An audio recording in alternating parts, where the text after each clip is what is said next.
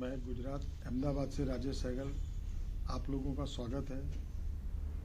अभी हम बात करेंगे जो कल केजरीवाल जी की तिहाड़ जेल से रिहाई हुई है सुप्रीम कोर्ट के आदेश पर।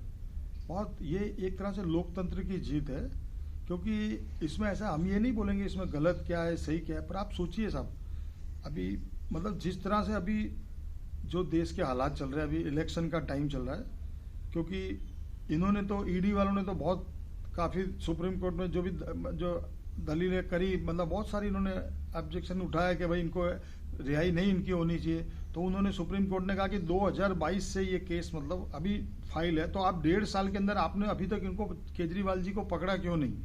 पकड़ना था तो इलेक्शन के पहले पकड़ते या बाद में पकड़ते।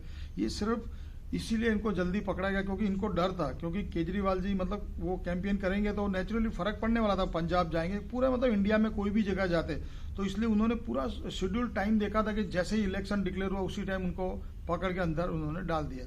ठीक है, अभी जो भी है, अभी 1 तारीख तक मतलब उनको रिहाई मिली है, 2 तारीख को उनको वापस तिहाड़ जेल जाना पड़ेगा। मे बी जो भी है वो अलग है, लेकिन आप सोचिए कि ये एक कितनी गंदी राजनीति है साहब।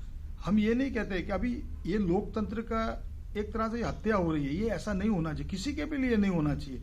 आज वो दिल्ली का सीएम है, क्योंकि वो उनको पता है कि दिल्ली की 7 सीट पर 100% इफेक्ट होगा। हालांकि पिछली बार मेरे ख्याल से बीजेपी की जाई, 1-2 को छोड़ के सब बीजेपी की आई, लेकिन इस बार इफेक्ट होगा क्योंकि अभी 25 मई को मेरे ख्याल से जहां तक है दिल्ली का इलेक्शन है। तो आप सोचिए साहब, ये कितनी मतलब गंदी राजनीति है। उस बंदे को अंदर डाल दिया। अभी ठीक है होंगे उसमें अभी वो तो कोर्ट का फैसला भी जो आएगा, लेकिन आप सोचिए सुप्रीम कोर्ट ने उनको रिहाई किया। अब सबसे बड़ी बात है, अभी तक मनीष सिसोदिया जी है, उनके जैन जी है, उनको अभी तक रिहाई नहीं मिली होगा, जो भी उनका रीजन होगा। लेकिन हालांकि केजरीवाल जी तो बहुत उसमें उनकी पार्टी भी पीछे पड़ी थी, उनको रिहा किया जाए, आखिर उनकी जीत हुई। ठीक है, वो चाहे उनकी 1 तारीख तक की जीत हुई, लेकिन आप सोचिए, क्योंकि इस बार ठीक है हम ये नहीं मानेंगे कि बीजेपी नहीं, ये मोदी वर्सेस है, और मोदी वर्सेस ओनली राहुल गांधी, ऐसा ही कहूंगा। क्योंकि आप मोदी साहब जी की स्पीच में देखिए, सिर्फ उनका टारगेट राहुल गांधी रहता है। ठीक है, वो राहुल गांधी भी मोदी जी को टारगेट करेंगे, ठीक है, नेचुरली वो प्राइम मिनिस्टर है, पर मोदी जी का पूरा फोकस राहुल गांधी पर ही रहता है कि नेहरू परिवार। अरे भाई क्या कितना आप करोगे?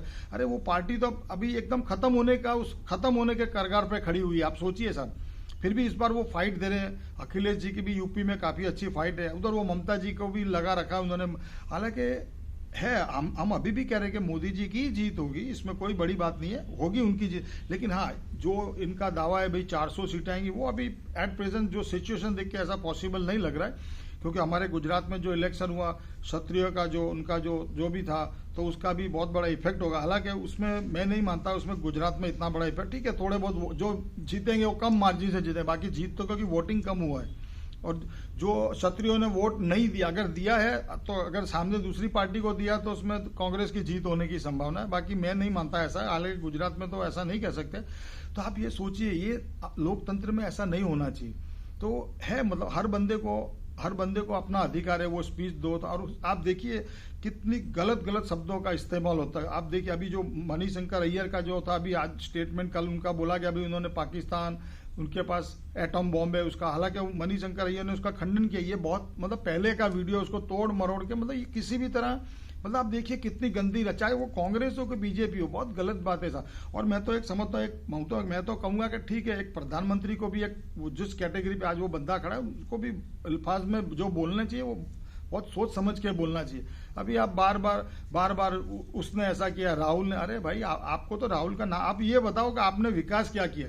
अभी आज की जनता सिर्फ आप यही कंपेयर करो कि भी मनमोहन सिंह जी की सरकार में गैस का सिलेंडर क्या भाव था, पेट्रोल का क्या भाव था, और आज क्या भाव है। उस टाइम की लोगों की क्या तनख्वाहें थी और आज की क्या तनख्वाह, सिर्फ आप उसी को कंपेयर करो तो उसमें ही आपको पता लग जाएगा कि देश का कितना विकास।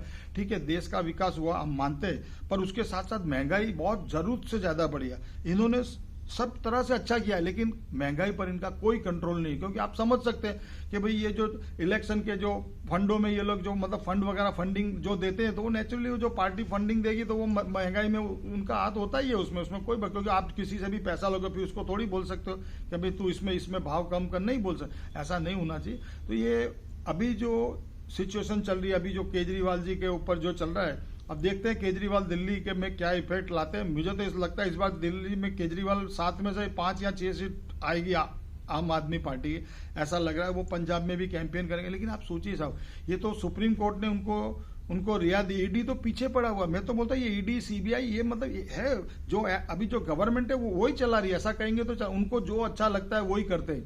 अभी आप देखिए महाराष्ट्र में भी जो हो रहा है कि जो अभी एट प्रेजेंट हो रहा है, जो महाराष्ट्र में आप देखिए साहब, जो बंदों ने मतलब जिन्होंने मतलब पहले बीजेपी को खराब कहा वो बीजेपी में शामिल हो गए, उनके ऊपर कोई केसेस नहीं, कोई तरह की इंक्वायरी नहीं। अरे भाई उनको भी डाल दो अंदर, जिस तरह केजरीवाल को डाला उनको भी डालो। हालांकि जब आरोप सिद्ध होंगे तब की बात है। हालांकि केजरीवाल जी पे भी अभी आरोप सिद्ध नहीं हुआ है, फिर भी वो बंदे की हिम्मत है और वहां की पूरी मतलब इसमें लोकशाही की जीत हुई है।